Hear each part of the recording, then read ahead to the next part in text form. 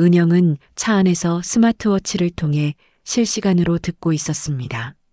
수아야, 할아버지 방으로 올래? 할머니는 주무시니까.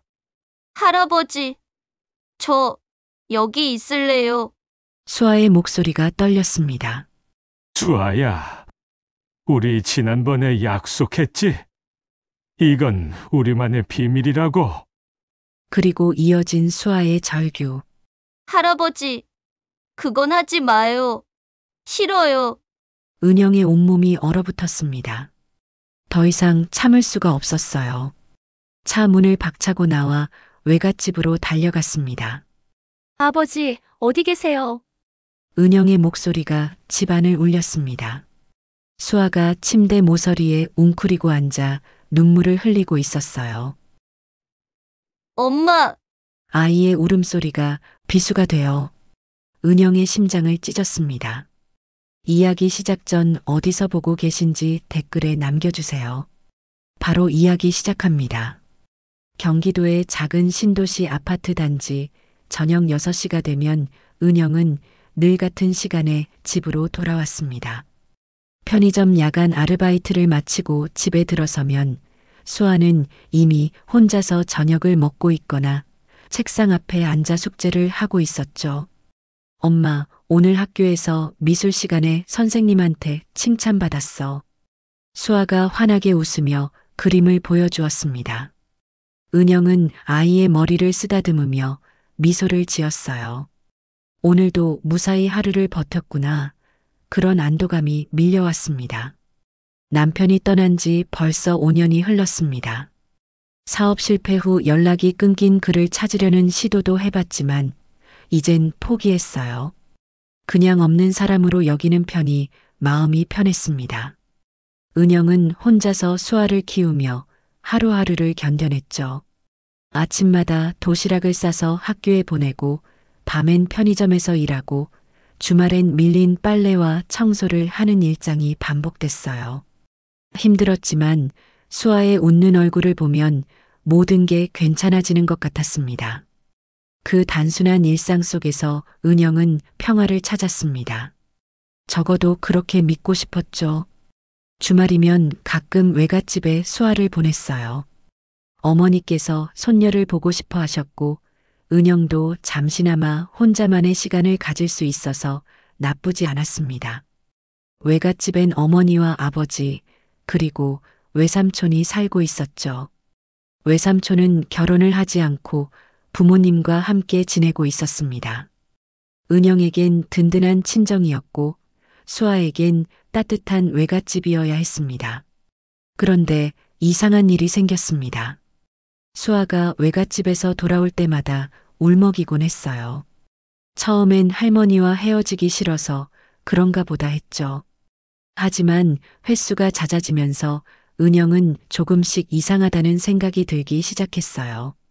아이의 눈빛이 예전과 달랐습니다. 뭔가 두려워하는 것 같았어요. 수아야, 외갓집에서 무슨 일 있었어? 아니, 그냥. 거기 가면 나 혼자 있는 것 같아서 싫어. 은영은 수아의 손을 잡았습니다. 아이의 손이 차갑게 식어 있었어요. 왜?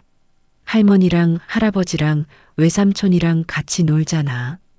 수아는 고개를 저으며 망설이다가 작은 목소리로 말했습니다. 엄마, 외삼촌 방엔 절대 들어가지 마. 거기 이상해. 그 순간 은영의 가슴이 덜컥 내려앉았습니다. 외삼촌 방? 은영의 바로 손이 오빠는 조용하고 내성적인 성격이었어요. 결혼도 하지 않고 부모님과 함께 살며 직장 생활을 하고 있었죠. 특별히 이상한 점은 없어 보였습니다. 그런데 수아는 왜 외삼촌 방을 그렇게 두려워할까요? 은영은 수아의 얼굴을 자세히 살펴봤습니다. 아이는 고개를 숙인 채 입술을 꾹 깨물고 있었어요. 뭔가 말하고 싶지만 말하지 못하는 것 같았습니다. 은영의 머릿속에 온갖 생각이 스쳐 지나갔어요. 혹시 외삼촌이 수아에게 뭔가 했을까? 아니야, 그럴 리 없어. 내 동생이 그럴 사람이 아니잖아. 하지만 왜 수아는 그렇게 불안해할까? 은영은 스스로에게 되물었지만 명쾌한 답은 나오지 않았습니다. 며칠 후 어머니에게서 전화가 왔습니다. 은영아, 이번 주말에 수아 좀 보내라. 할머니가 보고 싶단다. 내 아버지가 새 장난감도 사놨어. 엄마, 수아가 요즘 외갓집 가는 걸 좀 싫어하는 것 같아요. 왜? 뭐가 싫은데? 여기서 얼마나 잘 놀다 가는데. 은영은 잠시 망설였습니다. 그게 아이가 울기도 하고 뭔가 불안해하는 것 같아요. 그냥 낯가림이겠지. 애들은 다 그래. 괜찮으니까 보내라. 어머니의 목소리엔 확신이 있었습니다. 은영은 더 이상 뭐라 말할 수가 없었어요. 자신도 정확히 뭐가 문제인지 알 수 없었으니까요. 그냥 예민한 건가 싶기도 했습니다. 아버지는 늘 자상했고 수아를 무척 아껴주셨어요. 손녀가 오면 항상 선물을 준비하시고 함께 산책도 다니셨죠. 그래도 마음 한구석이 무겁게 가라앉았습니다. 은영은 수아를 앉혀놓고 다시 한번 물었어요. 수아야, 외갓집에서 무슨 일 있으면 엄마한테 꼭 말해야 해. 알았지? 엄마는 항상 내 편이야. 응, 알았어. 수아는 고개를 끄덕였지만 그 눈빛엔 뭔가 감춰진 것이 있는 것 같았어요. 은영은 아이를 꼭 안아주고 머리를 쓰다듬었습니다. 수아의 몸이 미세하게 떨리는 게 느껴졌어요. 은영은 지난 5년간 혼자 아이를 키우면서 수아의 작은 변화도 놓치지 않았습니다. 아이의 표정, 목소리 톤, 눈빛 하나하나가 메시지였죠. 그리고 지금 수아는 분명 뭔가를 숨기고 있었습니다. 엄마의 직감이 그렇게 말하고 있었어요. 괜찮아. 내가 너무 예민한 거야. 은영은 스스로를 안심시키려 했습니다. 하지만 가슴 깊은 곳에서 불안이 자라나고 있었어요. 마치 무언가 큰일이 일어날 것 같은 그런 불길한 예감이었습니다. 그 주 금요일 은영은 편의점 야간 근무를 마치고 새벽에 집으로 돌아왔습니다. 수아는 이미 잠들어 있었죠. 은영은 아이의 방문을 조용히 열고 들어갔어요. 수아의 얼굴을 가만히 바라봤습니다. 평온하게 잠든 얼굴을 보니 조금은 안심이 됐어요. 하지만 자세히 보니 수아의 이마에 식은땀이 맺혀 있었습니다. 악몽을 꾸고 있는 걸까요? 은영은 잠자리에 누웠지만 쉽게 잠들 수가 없었습니다. 천장을 바라보며 생각했어요. 혹시 내가 뭔가 놓치고 있는 건 아닐까? 수아가 보내는 신호를 제대로 알아채지 못하고 있는 건 아닐까? 그날 밤 꿈속에서 수아가 울고 있는 모습을 봤습니다.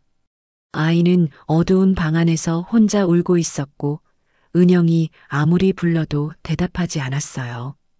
방문은 굳게 잠겨 있었고 은영은 문을 두드리며 수아의 이름을 불렀습니다. 하지만 아무 소리도 들리지 않았어요.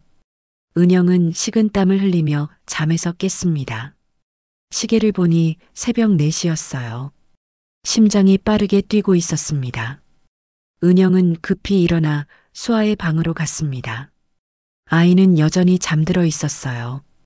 은영은 수아의 이불을 덮어주고 이마에 입맞춤을 했습니다. 은영은 다시 자리에 누웠지만 불안이 가슴을 짓눌렀습니다. 불길한 예감은 점점 더 선명해지고 있었어요. 은영은 아직 몰랐습니다. 자신의 가족, 자신이 믿었던 사람들 속에 어둠이 숨어 있다는 사실을, 그 어둠이 가장 소중한 딸을 향하고 있다는 사실을 말이죠. 그 주 토요일 은영은 결국 수아를 외갓집에 보냈습니다. 어머니의 재촉에 더 이상 거절할 수가 없었어요. 수아는 차 안에서 내내 창밖만 바라봤습니다. 아이의 작은 손이 차갑게 식어 있었죠. 수아야, 금방 데리러 올게. 할머니, 할아버지랑 재미있게 놀다 와. 은영은 억지로 미소를 지으며 말했습니다. 하지만 수아는 고개만 끄덕일 뿐 아무 말도 하지 않았어요. 외갓집 앞에 도착했을 때 어머니가 현관 앞에서 기다리고 있었습니다. 어서 와, 우리 수아. 할아버지가 얼마나 기다렸는지 아니? 어머니는 수아의 손을 잡아 끌었습니다. 수아는 뒤를 돌아보며 은영을 바라봤어요.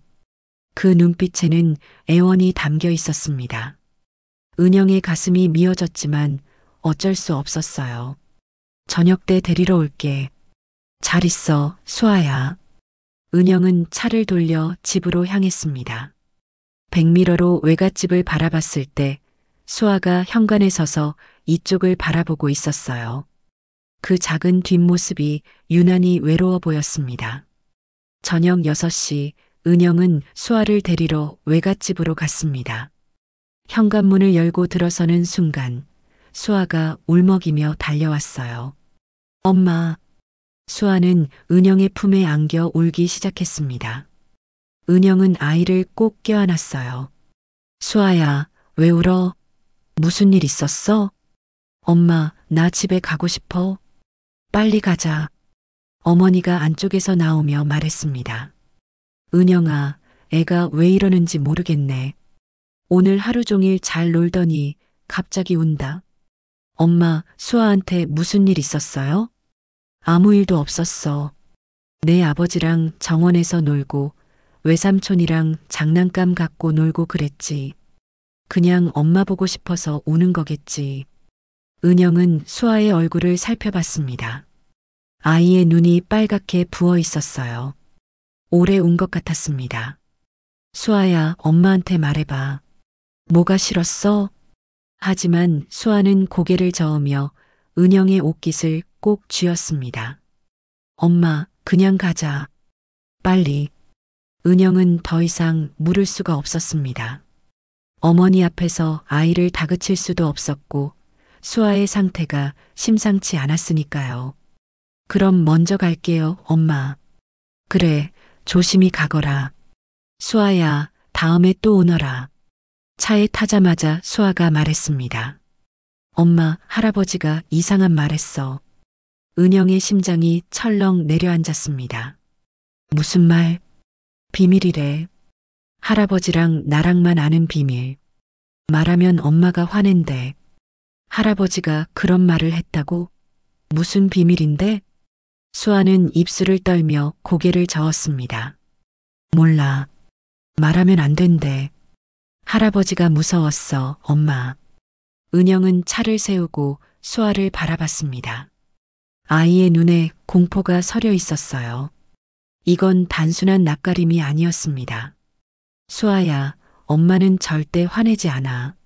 무슨 일이 있었는지 천천히 말해줄 수 있어? 하지만 수아는 울기만 했습니다. 은영은 아이를 꼭 안아주고 등을 토닥였어요. 집에 도착한 후 은영은 수아를 재우고 거실로 나왔습니다. 머릿속이 복잡했어요. 할아버지가 손녀에게 비밀을 만들었다는 것, 그리고 그 비밀을 말하면 엄마가 화낼 거라고 협박한 것. 도대체 무슨 일이 있었던 걸까요? 은영은 휴대폰을 들고 어머니에게 전화를 걸려다가 멈췄습니다. 어머니에게 말한다고 해서 믿어줄까요? 아니, 오히려 은영을 탓할 게 뻔했어요. 그날 밤 은영은 잠을 이룰 수 없었습니다. 수아의 떨리는 목소리와 두려워하는 눈빛이 계속 떠올랐어요. 그건 결코 무시할 수 있는 신호가 아니었습니다. 다음 날 일요일 은영은 수아와 함께 집에 있었습니다. 아이는 여전히 불안해 보였어요. 밤에 악몽을 꾸었는지 몇 번이나 깼고 은영의 곁에서 떨어지려 하지 않았습니다. 수아야, 엄마가 있잖아. 괜찮아. 은영은 아이를 안아주며 속삭였습니다. 하지만 자신도 두려웠어요. 무엇이 수아를 이렇게 만들었는지 그 진실이 두려웠습니다. 월요일 오후 은영의 휴대폰이 울렸습니다. 어머니였어요.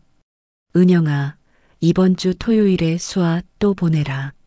내 아버지가 지난번에 제대로 놀아주지 못했다고 하시네. 은영의 온몸에 소름이 돋았습니다. 엄마, 수아가 지난번에 많이 힘들어했어요. 당분간은 안 보내는 게 좋을 것 같아요. 뭔 소리야?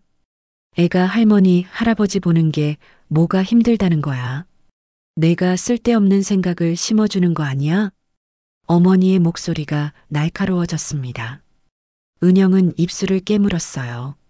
그게 아니라 수아가 할아버지한테 뭔가 이상한 말을 들었대요. 비밀을 만들자고 했다고. 뭐? 무슨 비밀? 은영아, 내가 지금 무슨 말을 하는 거야? 엄마, 저도 정확히는 모르겠어요. 근데 수아가 너무 두려워해요. 애들은 상상력이 풍부해. 그냥 할아버지랑 놀다가 재미있어서 그런 말 한 거겠지. 내가 오해하는 거야. 엄마, 이건 오해가 아니에요. 은영의 목소리가 높아졌습니다. 처음으로 어머니에게 강하게 말하고 있었어요. 은영아, 진정해. 내 아버지가 손녀한테 뭘 하겠니? 그런 말 함부로 하는 거 아니야. 토요일에 보내. 알았지? 어머니는 일방적으로 통화를 끊었습니다. 은영은 휴대폰을 떨어뜨릴 뻔했어요. 손이 떨렸습니다. 은영은 결심했습니다.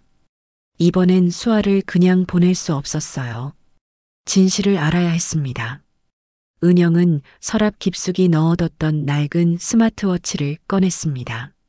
남편이 쓰던 것인데 통화 기능이 있었어요. 은영은 스마트워치를 충전하고 사용법을 확인했습니다. 혹시 모를 일이니까 아무 일도 없다면 다행이고 은영은 자신을 설득했습니다. 하지만 가슴 한구석이 무겁게 가라앉았어요. 친정 아버지를 의심한다는 것, 그것만으로도 마음이 아팠습니다. 하지만 수아를 지키는 게 먼저였습니다. 엄마로서 해야 할 일이었어요. 토요일이 다가왔습니다. 은영은 수아의 가방 안 깊숙한 곳에 스마트워치를 숨겨 넣었습니다. 아이는 모르게 조용히. 토요일 아침 수아는 얼굴이 창백했습니다. 아침밥을 거의 먹지 못했어요. 숟가락을 들었다가 내려놓기를 반복했습니다. 엄마, 정말 가야 돼? 제발 안 보내줘. 수아의 목소리에 절박함이 묻어났습니다. 은영은 아이를 꼭 안아주었어요. 수아야, 엄마가 꼭 지켜줄게. 괜찮아. 은영은 수아의 귀에 대고 작게 속삭였습니다. 가방 안에 엄마가 뭔가 넣어뒀어. 엄마가 항상 수아 곁에 있을 거야. 수아는 은영을 올려다봤습니다. 눈물이 그렁그렁 맺혀 있었어요. 하지만 고개를 끄덕였습니다. 외갓집까지 가는 차 안은 무거운 침묵으로 가득했습니다. 은영은 백미러로 수아의 얼굴을 계속 살폈어요. 아이는 창밖을 바라보며 입술을 꾹 깨물고 있었습니다. 외갓집 앞에 도착했습니다. 어머니가 현관에서 기다리고 있었어요. 어서 와, 우리 수아. 할아버지가 정원에서 기다리고 계신다. 수아는 은영의 손을 꼭 잡았습니다. 은영은 아이를 안아주며 말했어요. 금방 데리러 올게. 엄마 믿어. 수아가 집 안으로 들어가는 모습을 보며 은영은 차에 올라탔습니다. 시동을 걸고 조금 떨어진 곳에 차를 세웠어요. 그리고 휴대폰을 꺼내 스마트워치를 연결했습니다. 작은 이어폰을 귀에 꽂았습니다. 손이 떨렸어요. 은영은 심호흡을 하며 소리가 들려오기를 기다렸습니다. 처음엔 희미한 소리만 들렸습니다. 발소리, 문 닫는 소리, 그리고 어머니의 목소리. 수아야, 신발 벗고 들어와. 할아버지한테 인사드려라. 네, 할머니. 수아의 작은 목소리가 들렸습니다. 은영의 심장이 빠르게 뛰기 시작했어요. 잠시 후 아버지의 목소리가 들렸습니다. 우리 수아 왔구나. 할아버지가 얼마나 기다렸는지 아니? 안녕하세요, 할아버지. 그래, 착하지. 나중에 할아버지랑 놀자. 응? 은영은 귀를 기울였습니다. 하지만 한동안 특별한 대화는 없었어요. 식탁에서 점심을 먹는 소리, 어머니와 수아가 나누는 일상적인 대화들. 은영은 조금씩 긴장이 풀렸습니다. 역시 내가 너무 예민했나? 하지만 그 생각은 오래가지 못했습니다. 오후 2시쯤 어머니의 목소리가 들려왔어요. 나는 좀 누워 있을게. 머리가 아프네. 수아야, 할아버지랑 놀고 있어. 네, 할머니. 은영의 온몸에 긴장이 흘렀습니다. 어머니가 자리를 비운다는 얘기였어요. 잠시 정적이 흘렀습니다. 그리고 아버지의 목소리가 들려왔어요. 수아야, 할아버지 방으로 올래? 지난번에 보여주려던 장난감 있거든. 할아버지, 저 여기 있을래요. 수아의 목소리가 떨리고 있었습니다. 은영의 손이 떨리기 시작했어요. 괜찮아. 금방이야.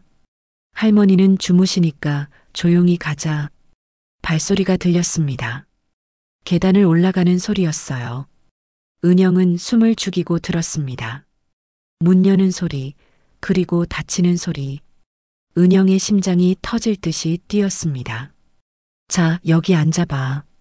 할아버지가 수아한테 줄 게 있어. 할아버지. 수아야, 우리 지난번에 약속했지? 이건 우리만의 비밀이라고. 할아버지, 저 무서워요. 수아의 목소리에 울음이 섞여 있었습니다. 은영의 눈에서 눈물이 흘러내렸어요. 무서울 거 없어. 할아버지랑 노는 거야. 수아가 착하게 가만히 있기만 하면 돼. 그럼 엄마한테 아무 말도 안 할게. 싫어요. 하지 마요. 수아야, 말 안 들으면 엄마가 화낼 거야. 엄마가 수아를 버릴 수도 있어. 은영의 온몸이 얼어붙었습니다.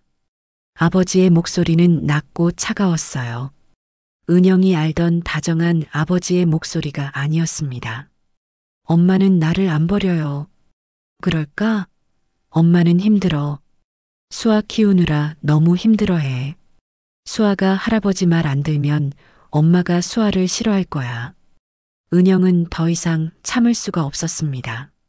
차 문을 박차고 나와 외갓집으로 달려갔어요. 현관문을 열고 안으로 뛰어들어갔습니다. 어디 계세요? 은영의 목소리가 집안을 울렸습니다. 그때 2층에서 발소리가 들렸어요. 아버지가 급하게 계단을 내려왔습니다. 은영아, 갑자기 왜 이래? 수아 어디 있어요? 은영은 아버지를 밀치고 계단을 올라갔습니다. 복도 끝, 아버지 방문이 열려 있었어요. 은영은 방 안으로 뛰어들어갔습니다. 수아가 침대 모서리에 웅크리고 앉아 있었습니다. 아이의 얼굴은 눈물범벅이었어요. 수아야. 은영은 달려가 수아를 꼭 안았습니다. 아이는 은영의 품에 안겨 흐느끼기 시작했어요. 엄마, 엄마, 괜찮아, 수아야. 엄마가 왔어. 아버지가 방 안으로 들어왔습니다. 은영아, 뭐 하는 거야? 우리 그냥 놀고 있었어. 은영은 아버지를 똑바로 쳐다봤습니다. 분노가 치밀어 올랐어요. 아버지, 지금까지 수아한테 뭐 하신 거예요? 뭔 소리야? 손녀랑 놀아준 거지. 놀아줬다고요? 아이가 이렇게 무서워하는데요? 애들은 다 그래. 수아가 낯가림이 심해서 그런 거야. 은영은 수아를 안고 일어났습니다. 다신 안 올 거예요. 수아 데리고 갑니다. 은영아, 지금 내가 무슨 짓을 하는지 알아? 내가 아버지를. 은영은 아버지의 말을 끊었습니다. 제가 다 들었어요. 처음부터 끝까지 다요. 아버지의 얼굴이 굳어졌습니다. 은영은 휴대폰을 꺼내 보여줬어요. 이 안에 다 녹음돼 있어요. 수아한테 한 말 전부 다요. 잠시 정적이 흘렀습니다. 아버지의 얼굴에서 혈색이 사라졌어요.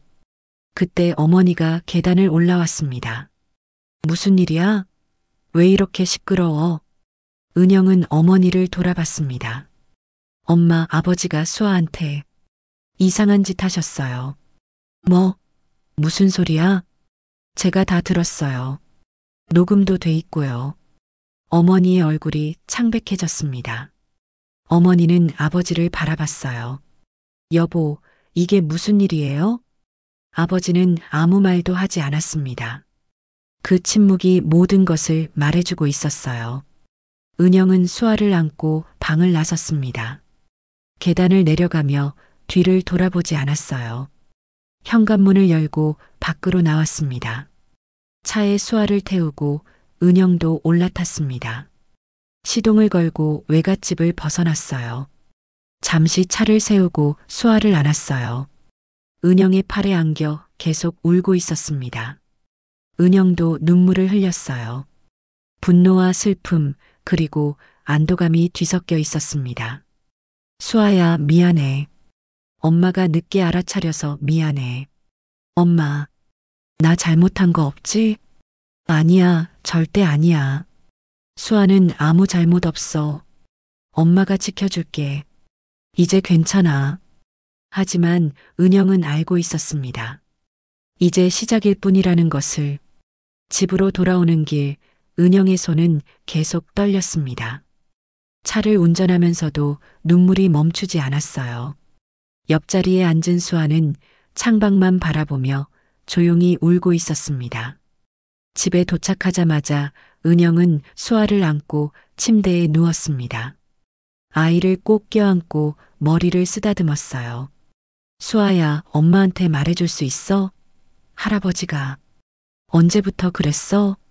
수아는 한참을 말없이 있다가 작은 목소리로 대답했습니다. 처음 외갓집 갔을 때부터요. 할아버지가 방으로 데려가서 이상한 말 했어요. 은영의 가슴이 무너져 내렸습니다. 처음부터였다는 말에 자책감이 밀려왔어요. 무슨 말? 나를 예뻐한다고. 특별하다고.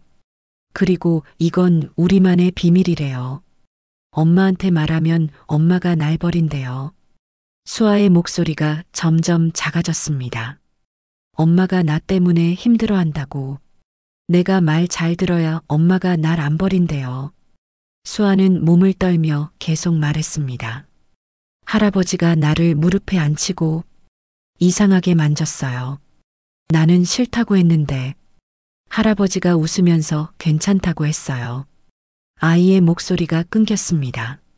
그리고 할아버지 손이 자꾸 이상한 데를 만졌어요. 나는 도망가고 싶었는데 할아버지가 꽉 잡고 있어서 수아가 흐느끼기 시작했습니다. 은영은 더 이상 참을 수가 없었어요. 소리내어 울었습니다. 수아야, 미안해. 정말 미안해. 엄마가 몰라서, 엄마가 지켜주지 못해서, 엄마는 나 안 버리지? 할아버지 말이 진짜 아니지? 수아가 불안한 눈으로 은영을 바라봤습니다. 아이의 눈은 빨갛게 충혈되어 있었고 입술은 파랗게 질려 있었어요. 절대 아니야. 엄마는 절대 수아를 버리지 않아. 세상에서 제일 사랑해. 엄마의 전부야, 수아는. 그날 밤 수아는 은영의 품에서 떨어지려 하지 않았습니다. 잠들었다가도 몇 번이나 깨어나 악몽을 꾸었어요. 할아버지가 와요, 엄마. 아이는 식은땀을 흘리며 비명을 질렀습니다. 은영은 밤새 아이를 안고 깨어 있었어요. 일요일 아침 은영은 수아를 친구 집에 맡겼습니다.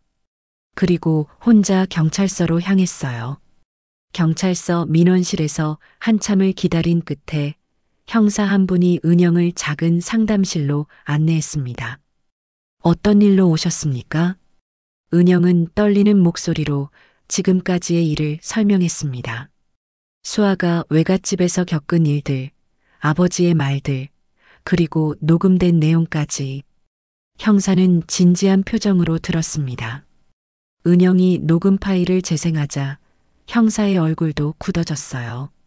따님 연령이 어떻게 되시죠? 10살입니다. 초등학교 3학년이에요. 신체 접촉이 있었다고 하셨죠? 은영은 고개를 끄덕였습니다. 아이가 할아버지가 무릎에 앉히고 이상한 곳을 만졌다고 했어요. 형사는 심각한 표정으로 메모를 했습니다. 어머님, 이 사건은 신고를 받겠습니다. 하지만 수사가 쉽지 않을 수 있습니다. 따님께서 아동보호 전문기관에서 진술조사를 받아야 하고 전문가 상담도 필요합니다. 그럼 아버지는 처벌받을 수 있나요? 증거와 진술 내용에 따라 달라집니다. 일단 따님과 피의자를 분리하시는 게 중요합니다. 당분간 절대 접촉하지 마십시오. 은영은 경찰서를 나왔습니다. 다리에 힘이 풀려 주저앉을 뻔했어요. 벤치에 앉아 한참을 울었습니다. 그날 저녁 어머니에게서 전화가 왔습니다. 은영은 받지 않으려다가 결국 받았어요. 은영아. 어머니의 목소리는 차가웠습니다. 엄마, 전화 왜 했어요? 은영아, 경찰서에 신고했다며? 내가 미쳤니? 엄마, 수아가 겪은 일 알면서도 그런 말 할 수 있어요? 내 아버지가 손녀를 그렇게 볼 사람이 아니야. 그냥 예뻐서 안아준 거지. 애들은 다 예민해. 내가 아이한테 이상한 생각을 심어준 거 아니야? 은영은 믿을 수가 없었습니다. 이상한 생각을 심어줬다고요? 수아가 직접 말했어요. 할아버지가 무릎에 앉히고 이상한 데를 만졌다고. 그건 내가 잘못 이해한 거야. 내 아버지가 그럴 사람이 아니라니까. 할아버지들은 다 그래. 손녀가 예뻐서 안아주고 쓰다듬는 거지. 그게 뭐가 문제야? 엄마, 지금 무슨 말을 하시는 거예요? 내가 문제야, 은영아. 내가 남자 없이 애 키우느라 신경질적이 된 거야. 그래서 모든 걸 이상하게 보는 거라고. 은영의 손이 떨렸습니다. 엄마가 지금 아버지를 두둔하시는 거예요? 두둔이 아니야. 사실을 말하는 거지. 내 아버지는 평생 성실하게 살아온 사람이야. 그런 사람이 손녀한테 그런 짓을 하겠어? 말이 되니? 저한테 녹음 파일 있어요. 아버지가 수아한테 한 말 전부 들었다고요. 그게 뭐 어쨌다는 거야? 손녀랑 비밀놀이 하는 게 범죄야? 요즘 세상이 이상해져서 그런 것도 문제 삼는 거지. 예전엔 다들 그렇게 손주들 귀여워했어. 엄마. 은영의 목소리가 높아졌습니다. 수아가 밤마다 악몽 꿔요. 할아버지가 쫓아온다고 비명 지르고 깨요. 이게 정상이에요? 그건 내가 아이한테 불안감을 심어줘서 그런 거야. 내가 오버하니까 애도 따라서 예민해지는 거지. 애 버려놓고 떨어져서 키우니까 그런 거 아니야? 은영은 할 말을 잃었습니다. 엄마는 손녀보다 남편이 더 중요한 거네요. 이게 무슨 소리야? 나는 가족을 지키려는 거야. 내가 이러면 우리 집안이 어떻게 되는지 알아? 동네에 소문나면? 내 아버지가 직장에서 어떻게 되는지 알아? 그래서 수아는 어떻게 되는데요? 수아의 마음은요? 애는 시간 지나면 잊어버려. 애들은 다 그래. 은영은 전화를 끊어버렸습니다. 손이 떨렸어요. 친정 어머니에게서 이런 말을 들을 줄은 몰랐습니다. 휴대폰이 다시 울렸습니다. 어머니였어요. 은영은 받았습니다. 은영아, 신고 취하해. 이러지 마. 내 아버지 인생이 끝장나. 취하 안 해요. 절대. 은영아, 가족이 가족을 고소하는 게 말이 되니? 내가 지금 폐륜을 저지르는 거야. 폐륜은 손녀를 그렇게 대한 아버지가 저지른 거예요. 은영은 전화를 끊고 휴대폰을 던져버렸습니다. 바닥에 떨어진 휴대폰이 계속 울렸지만 은영은 받지 않았어요. 그날 밤 수아를 데리고 집으로 돌아왔습니다. 아이는 현관문을 열자마자 물었어요. 엄마, 할아버지 안 오지? 안 와. 절대 안 와. 할머니도? 응, 아무도 안 와. 하지만 수아는 여전히 불안해했습니다. 모든 문을 확인하고 창문도 잠갔는지 몇 번이나 물었어요. 밤에는 불을 켜놓고 자겠다고 했습니다. 은영은 아이를 안고 누웠습니다. 앞으로 더 힘든 싸움이 기다리고 있다는 것을 알고 있었어요. 하지만 물러설 수 없었습니다. 수아를 지키는 것, 그것만이 엄마로서 할 수 있는 일이었으니까요. 월요일 아침 은영은 수아를 학교에 보내지 못했습니다. 아이가 집 밖으로 나가는 것조차 두려워했거든요. 엄마, 학교 안 갈래. 할아버지가 학교 앞에서 기다리고 있을 것 같아. 수아야, 할아버지는 안 와. 엄마가 같이 가줄게. 하지만 수아는 고개를 저었습니다. 아이의 눈엔 공포가 가득했어요. 은영은 학교에 전화를 걸어 사정을 설명하고 며칠간 결석계를 냈습니다. 그날 오후 아동보호전문기관에서 연락이 왔습니다. 경찰서에서 사건을 넘긴 거였어요. 어머님, 따님과 상담 일정을 잡으려고 합니다. 이번 주 금요일 오전 어떠세요? 네, 괜찮습니다. 따님께서 편안하게 말씀하실 수 있도록 전문 상담사가 진행할 예정입니다. 어머님도 함께 오셔야 해요. 은영은 전화를 끊고 수아를 바라봤습니다. 아이는 소파에 웅크리고 앉아 텔레비전을 보고 있었지만 실제로는 화면을 보고 있지 않았어요. 그저 멍하니 앉아 있을 뿐이었습니다. 화요일 저녁 은영의 휴대폰으로 낯선 번호에서 전화가 왔습니다. 받지 않으려다가 혹시나 하는 마음에 받았어요. 은영아, 나야. 외삼촌이었습니다. 오빠, 무슨 일이에요? 은영아, 엄마가 많이 힘들어 하신다. 그래서요? 은영의 목소리는 차갑게 식어 있었습니다. 은영아, 이러지 마.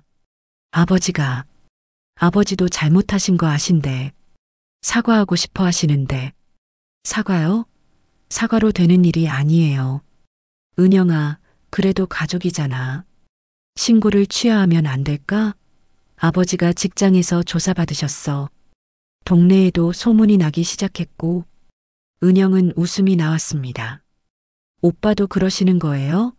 아버지 걱정, 집안 체면 걱정만 하시는 거예요? 그게 아니라 수아도 생각해야지. 애가 크면서 이런 일이 알려지면 수아를 생각한다고요? 지금 수아가 얼마나 힘들어하는지 아세요? 밤마다 악몽 꾸고 집 밖 나가는 것도 무서워해요. 그러니까 시간이 지나면 나아질 거 아니야. 애들은 잊어버려. 근데 이렇게 크게 만들면. 은영은 더 이상 듣고 싶지 않았습니다. 오빠, 다시는 전화하지 마세요. 저는 수아를 지킬 거예요. 가족이든 누구든 상관없어요. 전화를 끊었습니다. 은영은 그제야 깨달았어요. 자신에게는 가족이 없다는 것을. 아니, 진짜 가족은 오직 수아뿐이라는 것을. 금요일 아침 은영은 수아와 함께 아동보호전문기관으로 갔습니다. 건물 안은 따뜻하고 아늑했어요. 벽에는 아이들이 그린 그림들이 붙어 있었고 장난감들이 놓여 있었습니다. 상담사는 부드러운 인상의 중년 여성이었습니다. 수아야, 안녕? 나는 김 선생님이라고 해. 오늘 수아랑 재미있게 놀면서 이야기 나눠볼 거야. 수아는 은영의 뒤에 숨었습니다. 상담사는 웃으며 말했어요. 괜찮아.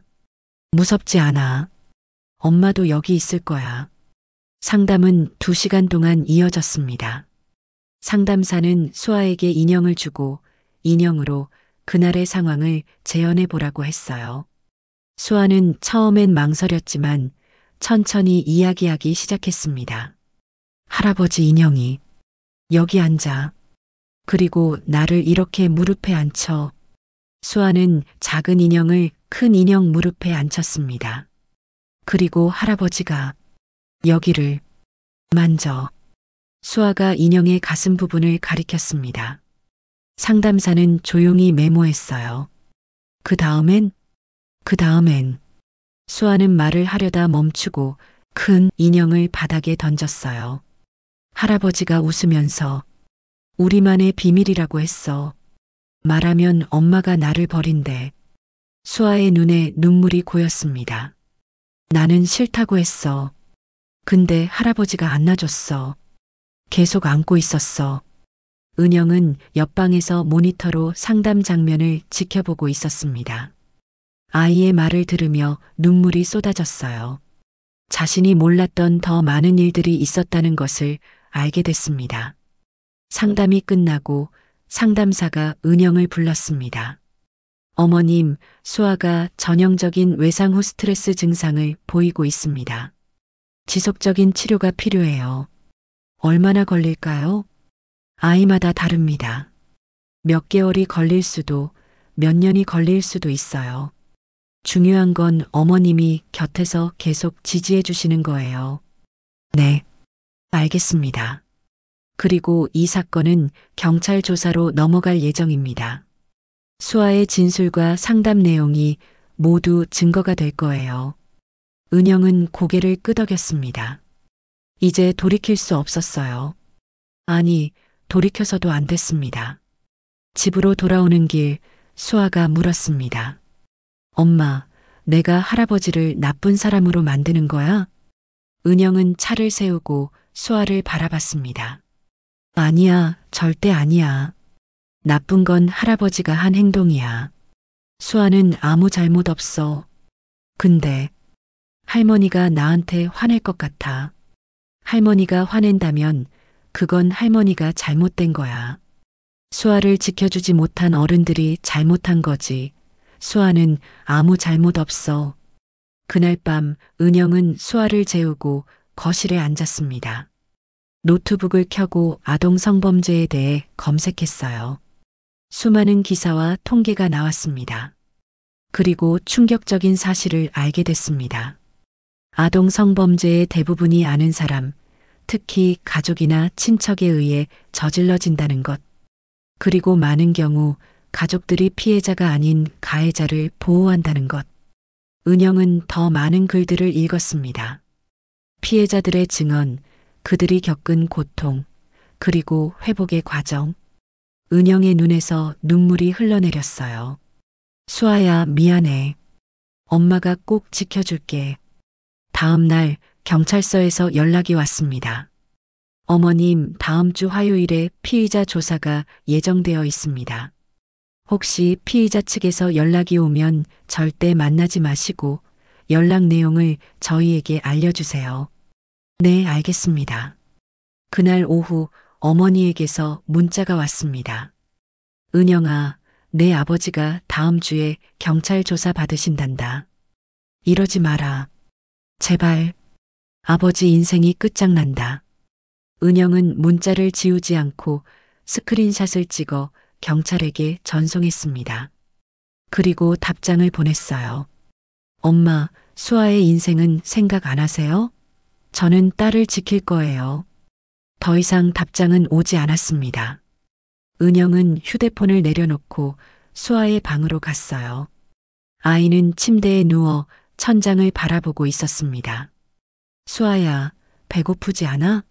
엄마가 맛있는 거 해줄까? 엄마, 우리 이제 계속 둘이서만 살아야 돼? 은영은 수아 옆에 누웠습니다. 그래, 우리 둘이서 잘 살 거야. 수아랑 엄마, 우리가 가족이야. 다음 주 화요일 아침, 은영의 휴대폰이 울렸습니다. 경찰서였어요. 어머님, 오늘 오전 10시에 피의자 조사가 예정되어 있습니다만, 한 가지 알려드릴 게 있습니다. 네, 말씀하세요. 피의자 측에서 변호사를 선임했습니다. 그리고 혐의를 전면 부인하고 있습니다. 은영의 심장이 철렁 내려앉았습니다. 부인이요? 녹음 파일도 있고 수아 진술도 있는데요. 그 부분에 대해서도 피의자 측에서는 손녀와의 일상적인 애정 표현이었다고 주장하고 있습니다. 그리고 어머님께서 이혼 후 정서적으로 불안정한 상태에서 상황을 과대 해석했다는 주장도 하고 있습니다. 뭐라고요? 은영의 목소리가 떨렸습니다. 어머님, 진정하세요. 이건 피의자 측의 주장일 뿐입니다. 우리는 증거를 바탕으로 수사를 진행할 겁니다. 전화를 끊고 은영은 그 자리에 주저앉았습니다. 아버지가 변호사를 선임했다는 것, 그리고 모든 것을 부인하고 있다는 것. 심지어 은영을 정신적으로 불안정한 사람으로 몰아가고 있다는 것. 엄마, 무슨 일이야? 수아가 방에서 나와 물었습니다. 은영은 억지로 미소를 지으며 말했어요. 아니야, 아무것도 아니야. 수아는 방에서 놀고 있어. 하지만 수아는 은영의 표정을 읽었습니다. 할아버지, 나를 거짓말쟁이라고 하는 거야? 은영은 수아를 꼭 안아주었습니다. 아니야. 할아버지가 뭐라고 하든 엄마는 수아를 믿어. 수아가 한 말은 전부 진실이야. 그날 오후 은영의 휴대폰으로 낯선 번호에서 문자가 왔습니다. 은영 씨, 저는 김태호 씨의 변호를 맡은 변호사 박진수입니다. 한번 만나서 이야기 나눴으면 합니다. 서로에게 좋은 방향으로 해결할 수 있을 것 같습니다. 은영은 문자를 읽고 손이 떨렸습니다. 변호사가 직접 연락을 해왔다는 건 합의를 보자는 얘기였어요. 은영은 즉시 담당 형사에게 전화를 걸었습니다. 형사님, 피의자 측 변호사한테서 연락이 왔어요. 만나지 마세요. 그리고 답장도 하지 마세요. 모든 연락은 저희를 통해서 해야 합니다. 네, 알겠습니다. 하지만 그날 저녁 또 다른 문자가 왔습니다. 이번엔 외삼촌이었어요. 은영아, 아버지가 많이 힘들어 하신다. 회사에서도 소문이 나서 은퇴하셔야 할 상황이야. 엄마도 병원 다니시고 정말 이렇게까지 해야겠니? 은영은 답장을 쓰려다가 멈췄습니다. 형사가 한 말이 떠올랐습니다. 모든 연락을 저희에게 알려주세요. 은영은 문자 스크린샷을 찍어 형사에게 전송했습니다. 며칠 후 은영에게 법률구조공단에서 연락이 왔습니다. 어머님, 저희가 어머님의 사건을 검토했습니다. 무료 법률 지원을 해드릴 수 있을 것 같습니다. 정말요? 감사합니다. 담당 변호사가 곧 연락드릴 겁니다. 그리고 한 가지 더 말씀드리고 싶은 게 있습니다. 네, 말씀하세요. 이런 사건은 쉽지 않습니다. 가족 간의 일이라 더욱 복잡하고 피의자 측에서 강하게 부인할 가능성이 높습니다. 정신적으로 많이 힘드실 텐데 어머님께서 흔들리지 않으셔야 해요. 네, 알겠습니다. 전화를 끊고 은영은 깊은 한숨을 내쉬었습니다. 싸움은 이제 시작이었어요. 일주일 후 은영은 담당 변호사를 만났습니다. 젊은 여성 변호사였어요. 저는 변호사 이수진입니다. 어머님, 이 사건 자료를 검토해 봤는데요. 녹음 파일과 아이의 진술이 핵심 증거입니다. 그럼 이길 수 있을까요? 이수진 변호사는 잠시 침묵했습니다. 솔직히 말씀드리면 쉽지 않습니다. 피의자 측에서 전면 부인하고 있고 물적 증거가 부족합니다. 그리고요? 피의자의 아내, 그러니까 어머님의 어머니께서도 피의자 편을 들 가능성이 높습니다. 실제로 이런 경우 가족들이 가해자를 보호하는 증언을 하는 경우가 많습니다. 은영의 얼굴이 창백해졌습니다. 그럼 어떻게 해야 하나요? 어머님, 끝까지 가야 합니다. 포기하면 안 됩니다. 수아를 위해서라도요. 그날 밤 은영은 수아를 재운 후 거실에 혼자 앉아 있었습니다. 창밖을 바라보며 생각에 잠겼어요. 정말 이길 수 있을까? 아버지는 변호사를 선임했고 모든 걸 부인하고 있었습니다. 어머니도 아버지 편을 들 거예요. 증거는 녹음 파일과 수아의 진술뿐이었습니다. 그때 휴대폰이 울렸습니다. 모르는 번호였어요. 혹시나 하는 마음에 받았습니다. 여보세요? 은영 씨죠? 저는 김태호 씨를 아는 사람입니다. 낯선 여자의 목소리였습니다. 은영의 심장이 빠르게 뛰기 시작했어요. 누구세요? 제 이름은 중요하지 않습니다. 다만 은영 씨한테 꼭 해줘야 할 말이 있어서요. 무슨 말씀이신지. 김태호 씨가 예전에도 그런 일이 있었습니다. 은영은 숨이 멎는 듯 했습니다. 뭐라고요? 오래전 일입니다. 제가 피해자였어요. 전화기 너머로 여자의 떨리는 숨소리가 들렸습니다. 당시에 저는 12살이었습니다. 김태호 씨는 저희 아버지 친구였어요. 저희 집에 자주 오셨죠. 은영의 손이 떨렸습니다. 그때 김태호 씨가 저한테 똑같은 말을 했어요. 우리만의 비밀이라고. 부모님한테 말하면 부모님이 저를 미워할 거라고. 그래서 어떻게 됐나요? 아무도 믿어주지 않았어요. 제 부모님조차도요. 오히려 저를 거짓말쟁이라고 했죠. 결국 덮였습니다. 은영의 눈에서 눈물이 흘러내렸습니다. 왜 지금 연락하신 거예요? 뉴스에서 봤어요. 김태호 씨가 경찰 조사를 받는다는 기사를요. 그래서 이번엔 덮이면 안 된다고 생각했습니다. 제가 증언하고 싶어요. 정말 괜찮으세요? 힘들지 않으세요? 힘들죠. 아직도요. 하지만 더 이상 다른 아이가 피해를 입으면 안 되잖아요. 전화를 끊고 은영은 바닥에 주저앉았습니다. 아버지가 예전에도 그런 일이 있었다는 것, 그리고 그때도 가족들이 덮었다는 것. 은영은 즉시 이수진 변호사에게 전화를 걸었습니다. 변호사님, 중요한 증인이 나타났어요. 어떤 증인이죠? 아버지, 과거 피해자요. 증언하고 싶다고 합니다. 전화 너머로 변호사의 놀란 목소리가 들렸습니다. 그건 정말 중요한 증거가 될 수 있습니다. 동종 전과나 유사행위 이력이 있다는 건 피의자의 상습성을 입증할 수 있거든요. 그럼 이길 수 있을까요? 가능성이 높아졌습니다. 하지만 어머님, 이제부터가 진짜 싸움입니다. 피의자 측에서 가만히 있지 않을 거예요. 전화를 끊고 은영은 수아의 방으로 갔습니다. 아이는 깊이 잠들어 있었어요. 은영은 수아의 이마에 입맞춤을 했습니다. 수아야, 엄마가 꼭 이길게. 반드시. 그날 밤 은영은 잠들지 못했습니다. 새로운 증인이 나타났다는 희망과 동시에 앞으로 더 치열한 싸움이 기다리고 있다는 두려움이 교차했어요. 이틀 후 은영은 과거 피해자였다는 그 여성을 만났습니다. 이수진 변호사 사무실에서였어요.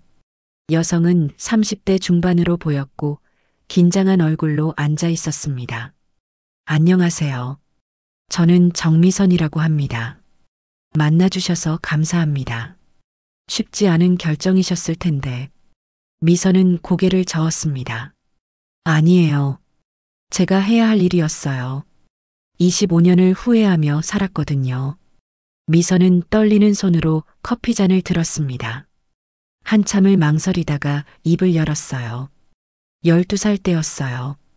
김태호 씨는 저희 아버지 직장 동료였고 자주 집에 놀러 오셨죠. 처음엔 그냥 다정한 아저씨였어요. 머리 쓰다듬어 주시고 용돈도 주시고.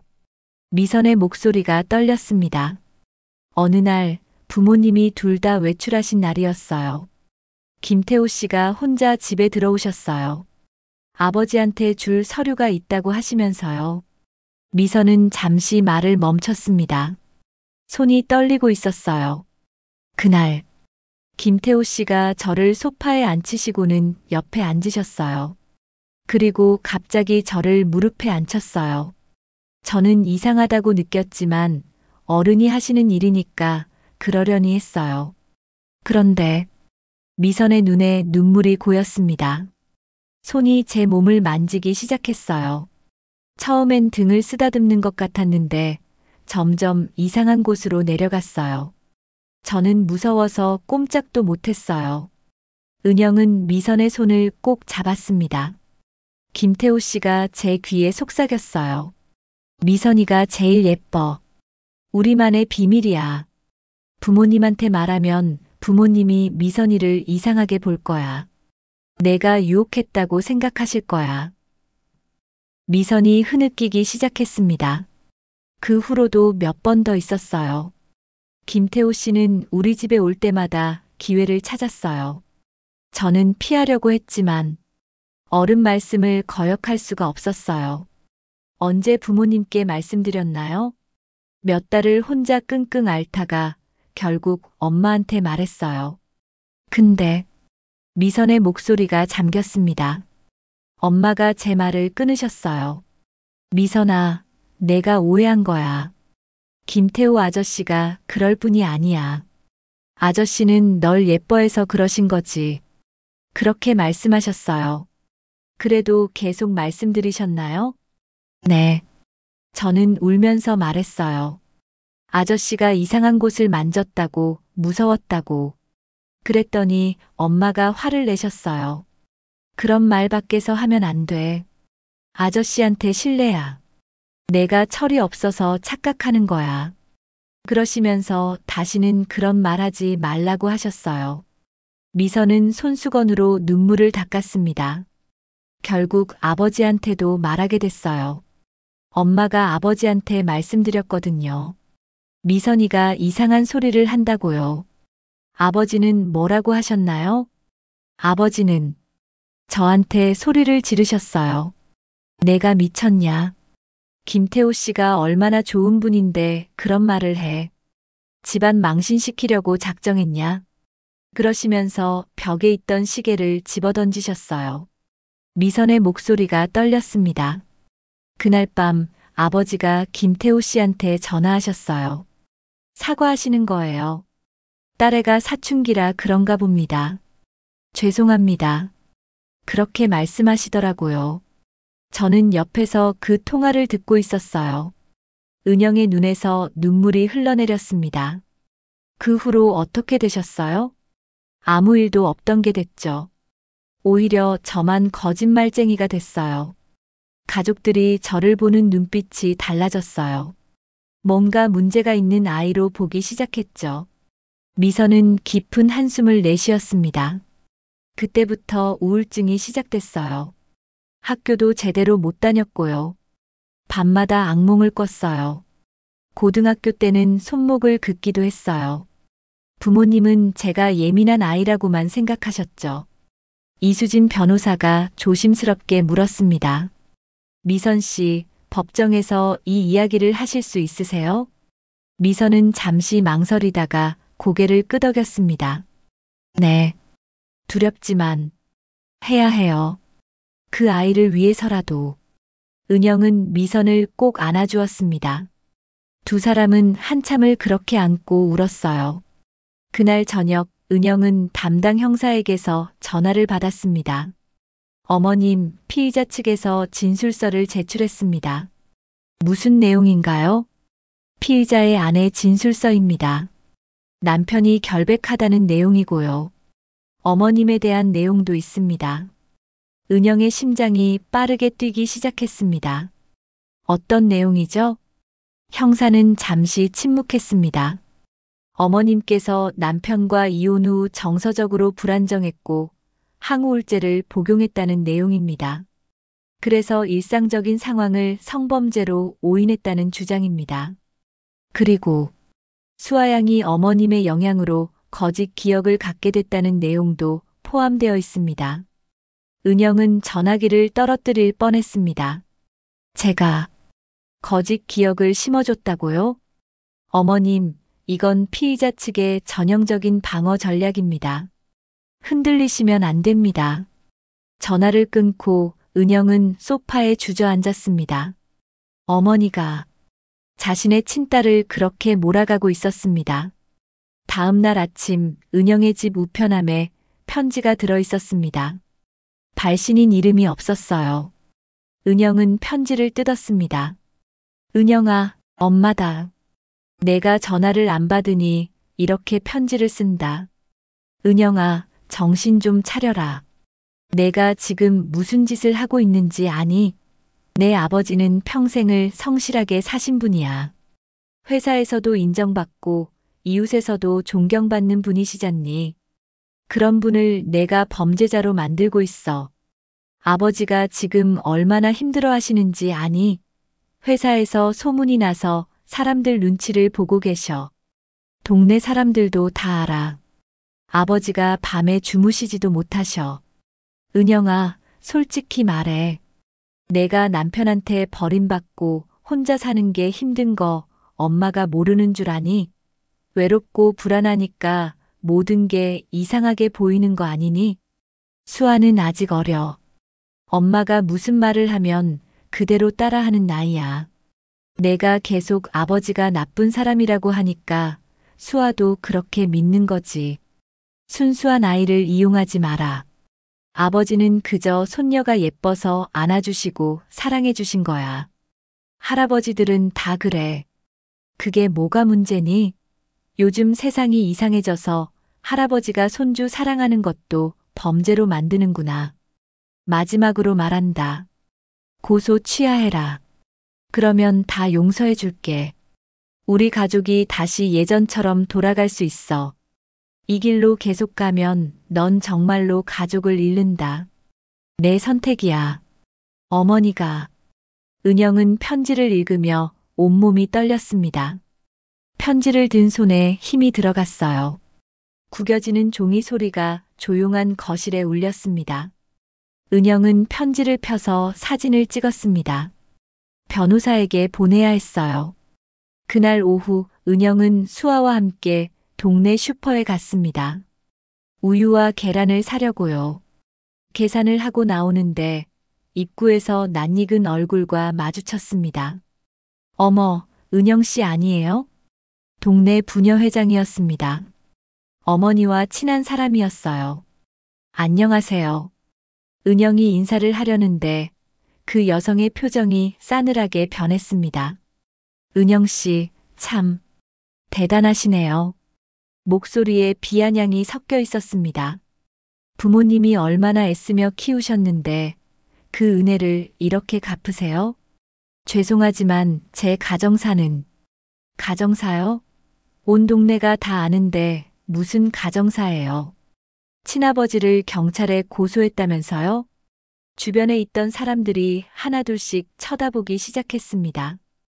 어르신이 손녀를 얼마나 예뻐하셨는데요. 그런 분을 성범죄자로 만들다니. 양심이 있어요, 없어요? 은영은 수아의 손을 꼭 잡았습니다. 아이가 겁에 질린 표정으로 은영을 올려다봤어요. 어머님의 말씀이. 어머님이 얼마나 힘들어 하시는지 알아요? 병원에 입원까지 하셨어요. 딸이라는 사람이 부모를 이렇게 만들 수 있어요? 여성의 목소리가 점점 커졌습니다. 요즘 이혼한 여자들 보면 다 그래요. 혼자 사니까 외롭고 외로우니까 이상한 생각을 하는 거예요.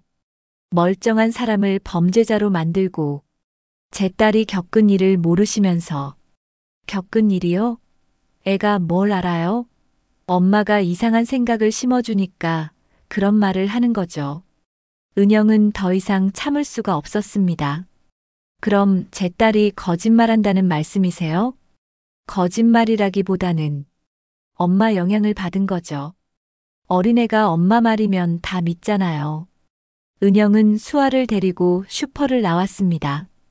뒤에서 사람들의 수군거리는 소리가 들렸어요. 에휴, 부모도 부모로 안 보는 세상이 됐네. 그러게. 아무리 그래도 친아버지를. 집으로 돌아오는 길, 수아가 조용히 물었습니다. 엄마, 내가 거짓말쟁이야? 은영은 걸음을 멈추고 수아를 안아주었습니다. 아니야. 절대 아니야. 수아는 용감하게 진실을 말한 거야. 근데 사람들이 다 나를 이상하게 봐. 사람들이 뭐라고 하든 상관없어. 엄마는 수아를 믿어.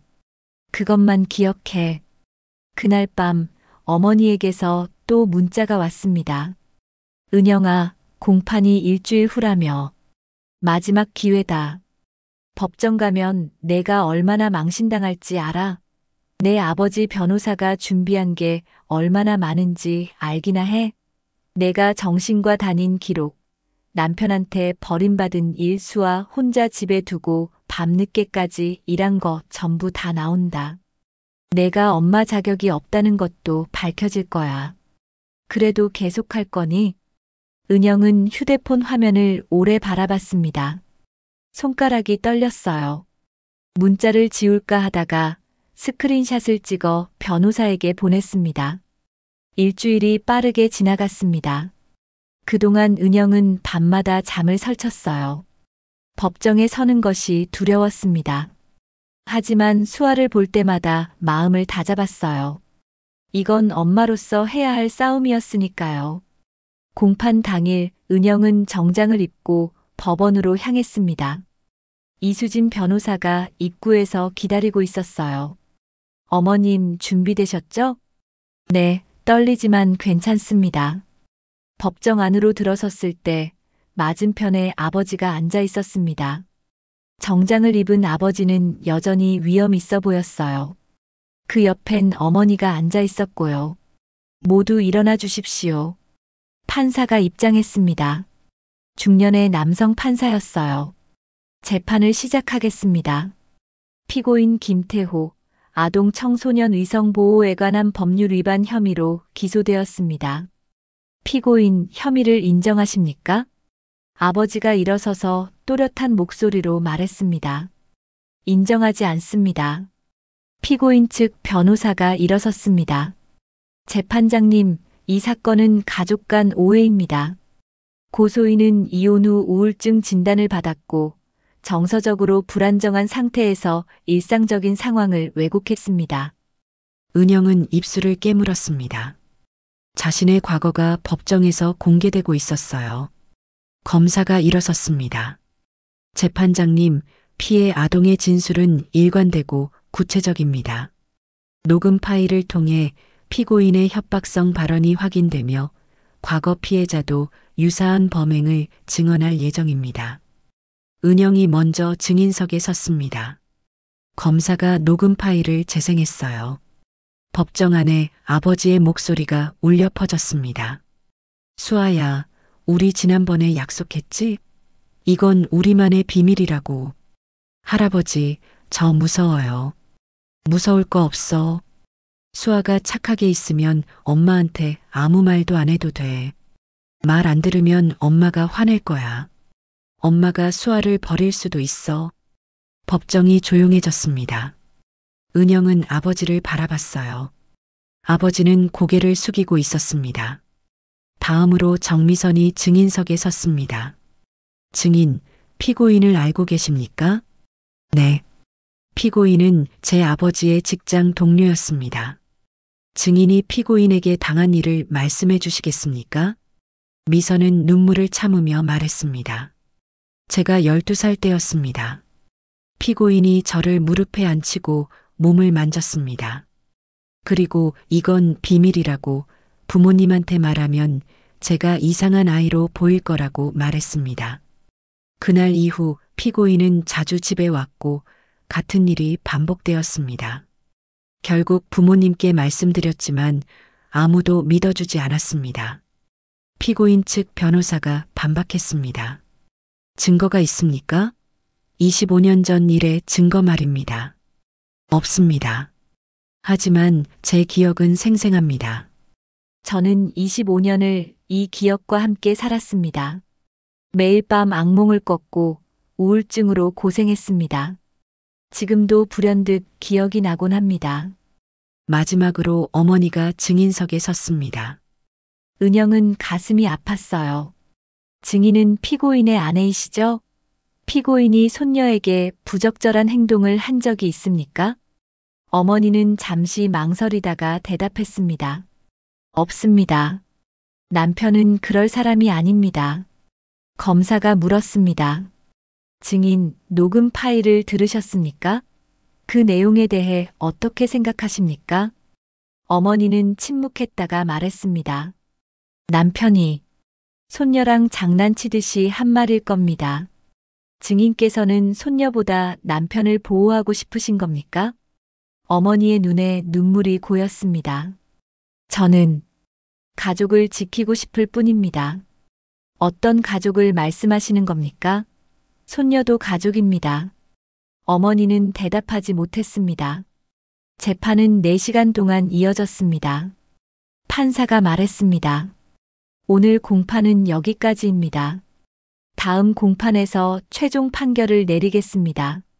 법정을 나서는데 어머니가 은영을 불렀습니다. 은영아. 은영은 멈춰섰지만 돌아보지 않았어요. 엄마, 더 이상 할 말 없어요. 은영아, 엄마가 틀렸어. 미안해. 법정에서 녹음 파일을 들으면서 깨달았어. 엄마가 눈을 감고 있었구나. 은영은 고개를 저었습니다.